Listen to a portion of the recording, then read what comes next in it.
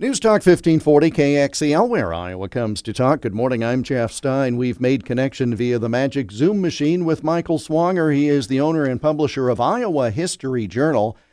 Outstanding publication that comes out 6 times a year. You go to iowahistoryjournal.com to subscribe or to learn more. Mr. Swanger, thank you for the time as always. Good morning, Jeff. Always a pleasure. So this is issue 3, midway through the 2025 calendar year, volume 17 of the magazine. And there's a part of me that says if I remember it, it can't be old enough to be history. But there's Robert Ray on the cover of Iowa History Journal, and I remember this story just like I'm sure you do. Tell us about A Symbol of Hope, the cover story in the current issue of Iowa History Journal.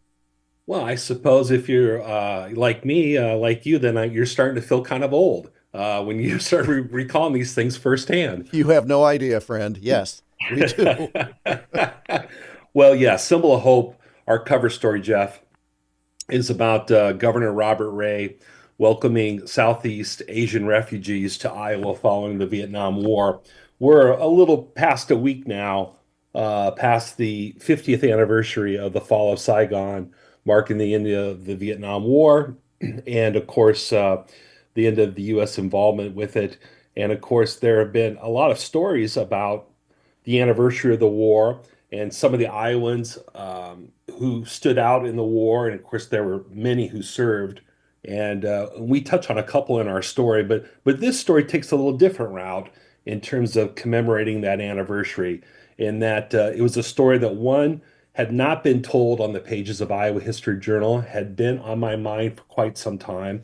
And we wanted to circle back on an event that certainly was fairly defining for our state in terms of the coverage statewide and the coverage nationwide that we drew for welcoming a little over 3,000 Tie-Dom refugees following the end of the Vietnam War. And it was the first of a couple of waves of immigrants who moved here from Southeast Asia after the war. How did Governor Ray become interested in this? How did this get brought to his attention as something that Iowa could do? Well, it was brought to his attention from some higher ups in D.C. And with actually with the USAID employee wrote on behalf of the Tie-Dom to Governor Ray. And so that's how it first started. Now, as the war was winding down and it became evident that there was a humanitarian crisis abroad that needed to be addressed, Governor Ray, after having spoke with those officials and having talked to President Ford, because President Ford, I'm kind of jumping around, had authorized Operation Baby Lift in April of 75 and to bring some of the children here. He saw that there was another need for bringing the entire community here, the adults, everyone. And what was interesting about it, Jeff, is that unlike other states who were willing to welcome those refugees here after the war, Governor Ray recognized that it was important to bring them all together. Now, that defied the policies and the laws of our land at the time. So he worked closely with President Ford to kind of to bend the rules and to authorize to allow him to bring all of them to Iowa, of course, primarily Des Moines. And as you know, as a result, since then, since 1975, we have the largest Tie-Dom population this side of the ocean in terms of all the folks, the community that has grown here. And it's a direct result of Ray wanting to keep those families together because he saw the importance of that and how it would help them assimilate and become Iowa residents and U.S. citizens. This was something that, as we look at it today, we say what a wonderful success. We look at how this population has grown, integrated itself into society over a half century in Iowa, etc. But it was not necessarily universally well thought of here at home at the time. No, it wasn't, and nor was it popular with many residents at the time, and that's probably to be expected because at the time, obviously, the war was such a hot button topic. It was so divisive the nation was so divided about the war. I guess it shouldn't have surprised anyone that it wasn't a popular decision for Governor Ray to go out of his way the way he did to welcome everyone here. On top of that, not being based on all the polls that were taken at the time, there was also just all the logistical issues of housing and employment and clothing, et cetera. And Governor Ray, to his credit, he did, for lack of better words, he didn't want it to be just a welfare program. He wanted to establish programs where he was using the government and working with private entities together to welcome refugees, to put them up with families who would sponsor them so they would have a place to live. He would work with companies so that they would have employment, they would have jobs. He didn't want them just to come here and be on the welfare program. He wanted them to be able to go to work and lead productive lives and fulfilling lives. And a few part of the story, and I'm kind of jumping around here later on. Matthew Walsh, who wrote the story, wrote a book about this specifically 2 years ago. I know you and I discussed it. It's a terrific book. But after a few years after this took place, when they went back and revisited all the families who moved here, well, they found out that they did quite well for themselves in terms of, because they had that initial help to be able to provide for themselves. They were, living quote unquote the American dream. They had a house, they had a car, etc.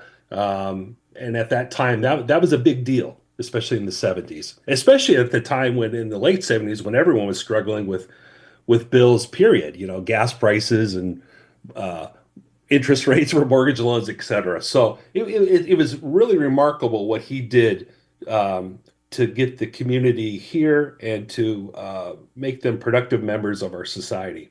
A symbol of hope, Robert Ray welcomes Southeast Asian refugees is the cover story in the current issue of Iowa History Journal. It's the May-June issue. You get it wherever you get magazines these days. Even better, subscribe, iowahistoryjournal.com. And lastly on this topic, Michael Swanger, Governor Ray did not just simply sit in Des Moines and direct this.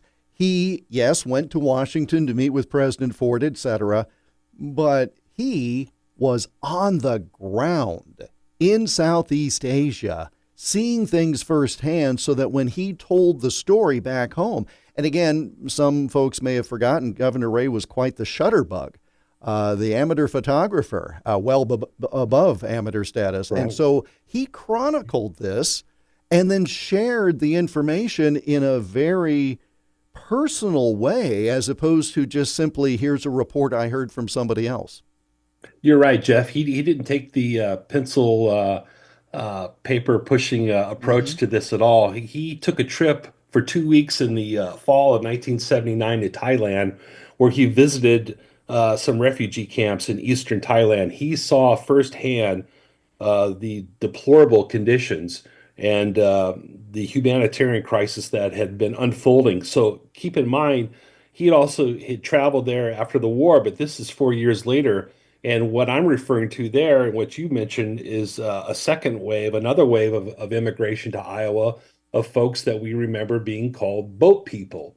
And so when he went abroad to visit all the camps, he saw firsthand. He took his camera with him. We actually have one of his photos that he took. It's a striking image of a refugee who's on crutches, who's missing a leg. And you're right, he was quite the shutterbug. We have a few of his photos. We couldn't get all of them in our story. Matthew Walsh, the author, was able to secure a few of them from the family.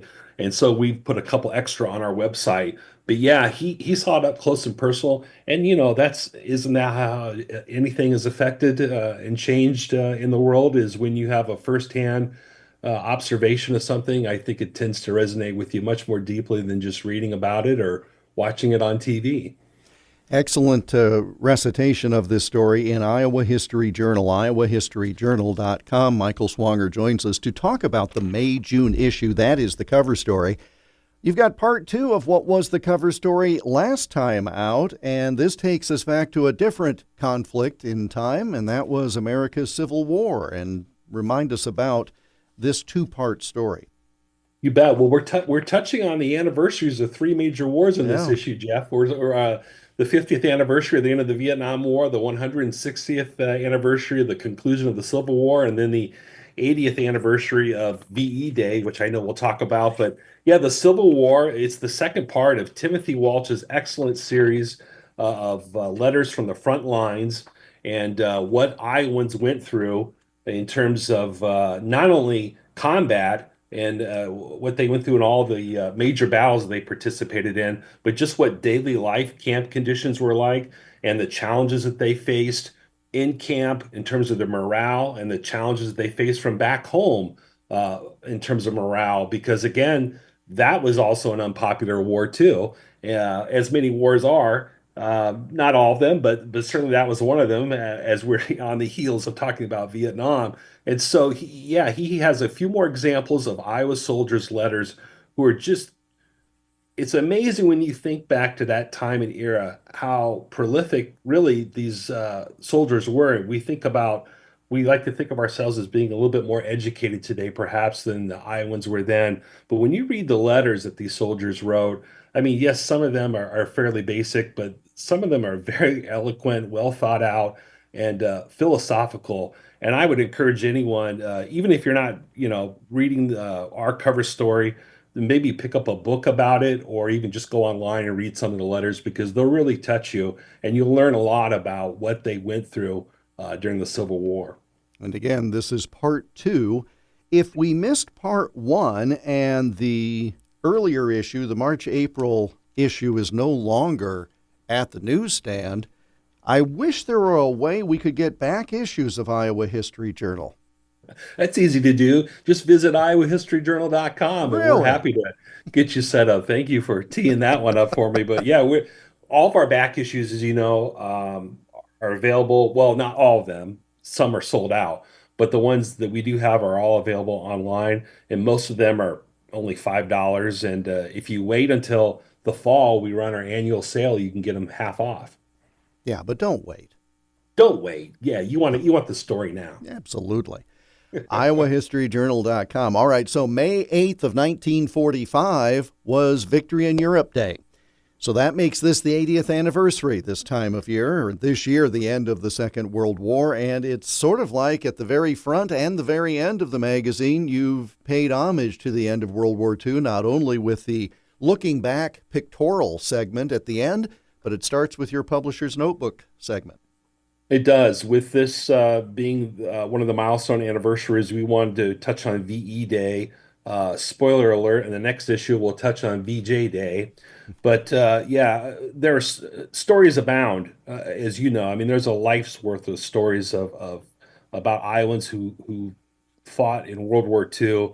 Um, for this one, I decided to take a different approach. I wanted to remind readers about the importance of war correspondence, and one in particular, and there were a handful who achieved a lot of fame, but one of these was U.S. Army Major Frank Miles of Des Moines, and Miles was well known. He might not be as popular as some of the other ones who had bigger careers on radio, but Miles was someone who was 54 years old and was living a fairly comfortable life working in uh, marketing and newspapers and other things like that. And he wanted to serve his country and go abroad to report on the war. And he did so prolifically from 1944 to 1945. He was a correspondent for the National American Legion publication, the Iowa Daily Press Association, and WHO Radio. His daily reports were from the European, African, and Pacific theaters about Iowans serving in the military during the war. He brought those stories of Iowans home. So a lot of Iowans would pick up their local paper because it was syndicated, and with the hope that they would see their loved one's name or their neighbor's name, and sometimes it would just be a brief mention of he ran into so and so from name the town, or he might devote a paragraph to what they had seen or what they had done, and he was there with all the troops as they advanced through Europe into Germany. So he saw the worst of the worst. I mean, he was also there uh, to witness the liberation of one of the concentration camps.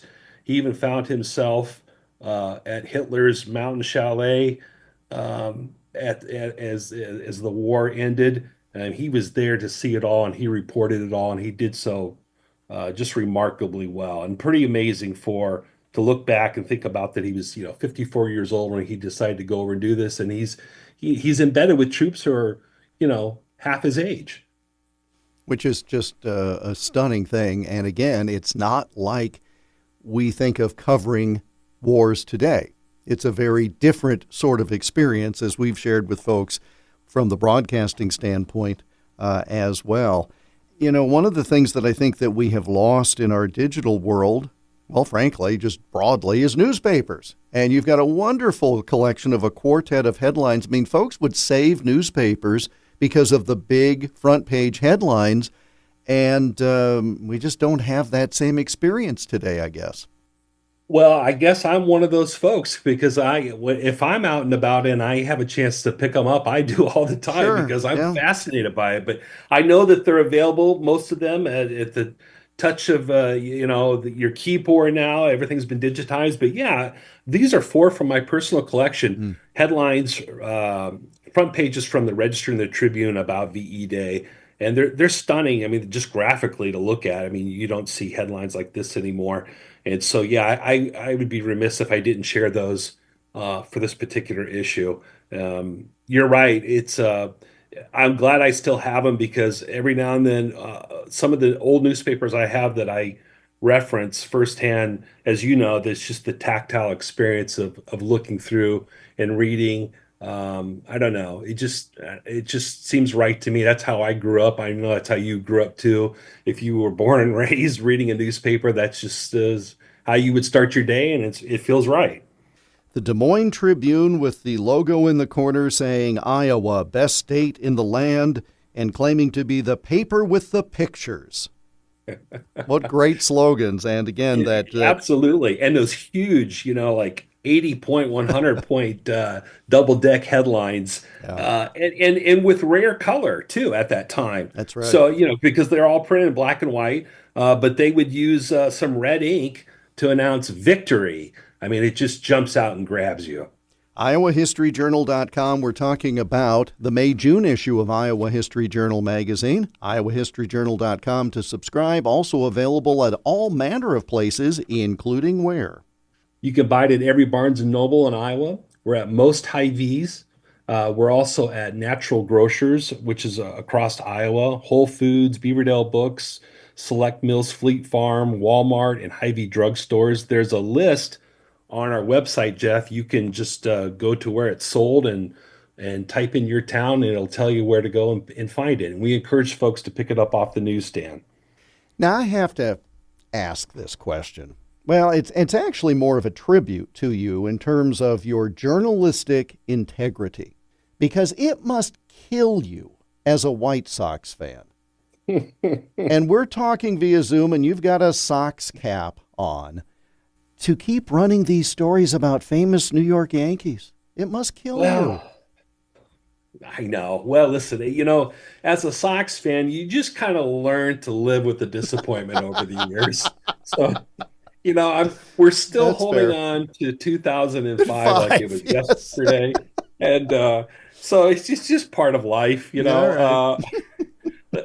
Listen, I'm an old believer in dance with those who brung you, so Yeah. I'm not changing anytime soon. No, wait till But next year. That's wait till gonna, next year. yeah. Yeah, you listen. At this point, I just hope my son sees something good in his lifetime. Your Uh, your well, young son, I should point out, it's not like he's an old man by any stretch. He's got plenty of time, no, and you're no, still only exactly. Yeah. hopeful. So, I mean, yeah, he's in good shape. He has another good 60 to 70 years. I'm hoping he sees it. So, Oh heavens, yes. yeah. Well, you're talking about George Pipgras, Mm-hmm.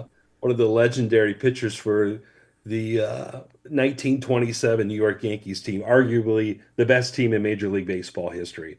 And so George was from Ida Grove, and I know that's an area that you were at recently speaking. Mm-hmm. And George had a remarkable career. It wasn't the longest career; it was a little more than 10 years, but he managed to win three World Series titles. Now, only one of them was with the Yankees. The other one was with the team from the north side of Chicago. I'm not going to say their name. And then the another one was with the Yankees rival, the Boston Red Sox, and it's pretty amazing because um, he had a lot of issues with his control when he was in the minors coming up, and it looked like he wasn't going to make it. And he barely caught on a roster. And when he did catch on with the Yankees, someone corrected his mechanics, and he just caught fire after that. Now, towards the end of his career, he lost a lot of velocity on his fastball and things like that, but he was still very successful. And he's really, when you start looking at all the accomplishments of baseball players from Iowa. Obviously, Bob Feller is at the top of the mountain as far as pitchers go. I would argue that George is right up there, not with Bob, but in terms of maybe the second or third best pitcher ever to emerge from the state. And what's really interesting is, again, he is far more than a footnote to history. But I do find it interesting. We all know about the 1932 World Series. Babe Ruth pointing, calling his shot. Who was the winning pitcher in that game? Yeah, George Pipgras. I mean, he was there. He was almost like Forrest Gump of his era. You know, he was around for all these major events, and to see all that happen, playing with the 27 Yankees alone. I mean, Ruth and Oh, Garrick. yeah. But what's also interesting about him is that after he was done playing, and this is what's so unusual, is he decided to become an umpire. Most guys, when they're done playing, are done with the game altogether. They're burned out. Now he decided he wanted to try his hand at umping, and like a player, he went through all the rigors of working his way up the ladder. He had to start in the minor leagues. He didn't get to just start off, umping at the majors. He had to work his way into it, and that's how dedicated he was to the game that he decided to do that. So he also had a great career as an umpire. And to tie it all back to my wonderful White Sox, if you'll allow me, Of he course. holds the record for having allegedly ejected 17 players in one game in 1940 that was between the Sox and the Browns. And I guess that doesn't surprise me. And he even says in the excellent article written by the great Don Doxey, he was as proud or prouder of his career as an umpire than as a Yeah. World Series champion pitcher. Isn't that amazing? Wow. All of this and much more in Iowa History Journal. How do you do it? 6 times a year. May-June issue, iowahistoryjournal.com is the website. And again, you can get back issues or when you get yours in the mail and you love it so much you want to share it with a friend, go buy 3 copies at places like Barnes & Noble, Hy-Vee, etc. The whole list is online at the website. Mr. Swanger, always a privilege. Thank you for the time, sir. Thank you, Jeff. Have a great day. You as well. Michael Swanger is the owner and publisher of Iowa History Journal, iowahistoryjournal.com, and he joined us via Zoom from the newspaper offices. See, we got so caught up with your old newspaper headlines in your former career. I'll take it. Yeah, well, yeah, it's an industry you should be proud of, but the magazine offices in West Des Moines. He joined us on News Talk 1540 KXEL, where Iowa comes to talk.